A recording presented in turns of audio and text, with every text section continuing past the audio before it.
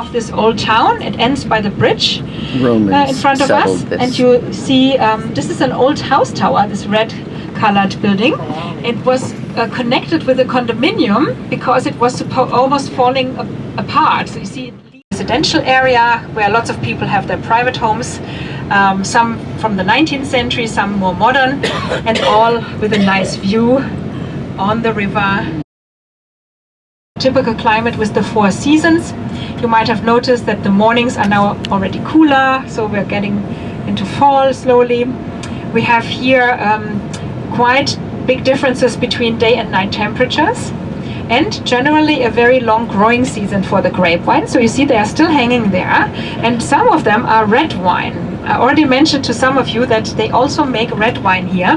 This is very unusual because at least 90% of all the grapes are white and 85 Riesling, but there's also some Pinot Noir, which adapts really nice to the soil here, and that creates a special microclimate here that is an almost Mediterranean one, and that allows animals and plants to grow here that you would normally find in the south of France or even in Morocco. For example, a big white butterfly with red dots on it, they call it the Apollo butterfly. You find it also in the vineyards here.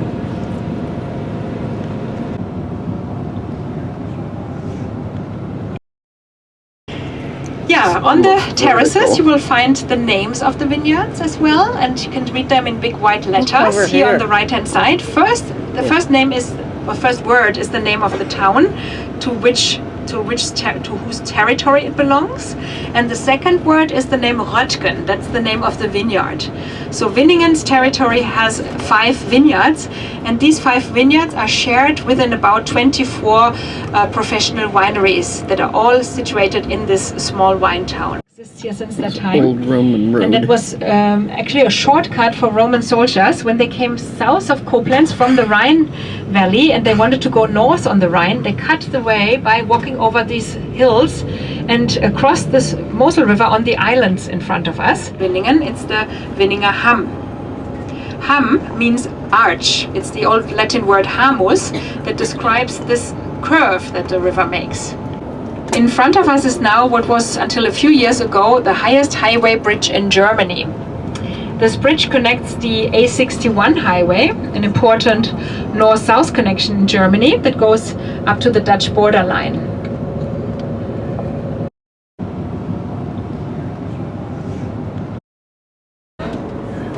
That's the steepest vineyard in Europe. We'll have a nice view on the right side towards the Uhlen vineyard, a vineyard with 28 little terraces, and so steep that there are even 2 climate zones in it. Uhlen is an old German word for owl. Owls have their nest up there. And if you look into the vineyard, you can see something like a ladder going up and down the hill. And something that looks like a train track maybe. This is the only technique or technical support that vintners have here. They're driving a little wagon up and down there, and the old system that looks like a ladder was invented actually here out of the need to have something that brings you the equipment up and down to place on these wagons, and so they can drive a little bit of the harvest up and down. But still, the people who do the harvest need to climb up and down 10 to 12 times each day. And these people are not only the families that make the wine, but also people from Eastern Europe that come here every year.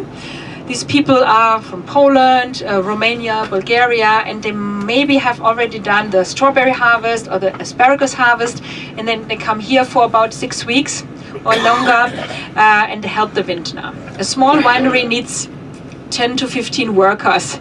And I think they're about to harvest. It will depend on the weather. If there's lots of rain, the delicate grapes could easily crack open, and then they will maybe harvest earlier. Normally they like to wait the longest possible, and mid-October is the ideal.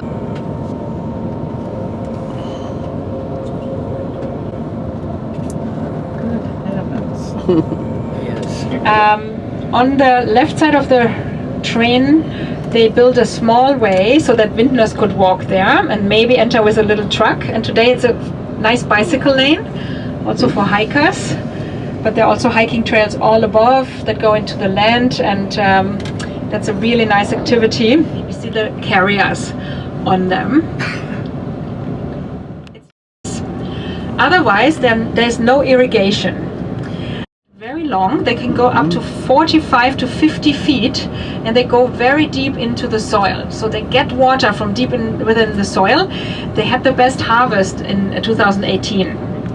But I know that vintners are worried about the development of the weather and that they are talking about irrigation, but so far there is no irrigation. And can you imagine what an effort that would be to bring this all in here? Natural winemaking, meaning no influence on the grapevine, not even oak barrels or barrique. Oh, really? No artificial yeast, so just the taste of the grapes from this soil with the weather of the year.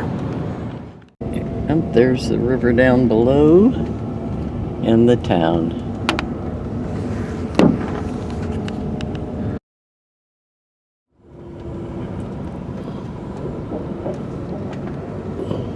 They have this modern production place in the shape of a kubus, and they also have this old villa. This makes winery Heimann Löwenstein that also exports to the US. The small wineries don't export.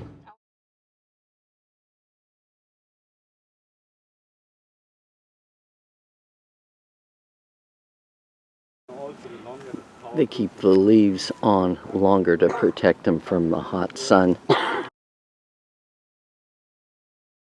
Bunches for usually healthier grapes and better quality.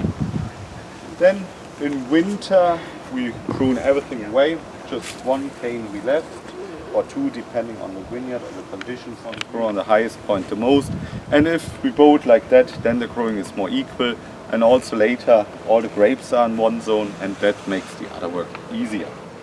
The other side, the Hamm vineyard with clay in the slate, and then behind the big highway bridge, the Uhlen vineyard with lime in the slate. And the Riesling, our most grown grape variety, that reacts very much in taste on which soil is growing. So every vineyard has a different taste. And then The vertical so we are not spraying herbicides anymore, rows and where we can't use a machine, allows them to use machine.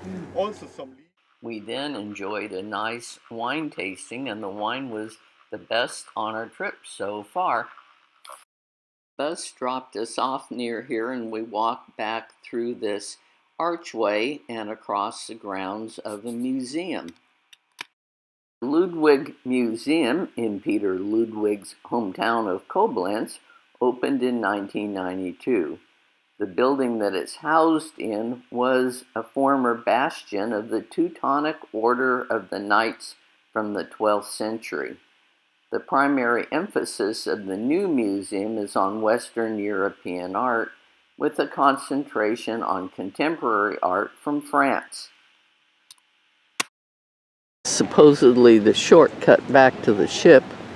I don't think so.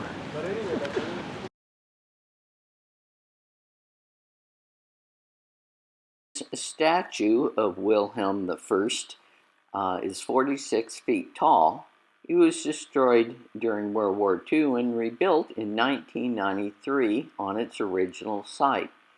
When the water is high, this memorial is surrounded by water. This memorial is located on a peninsula where the Moselle and the Rhine meet. From there, it was a very short walk back to our ship.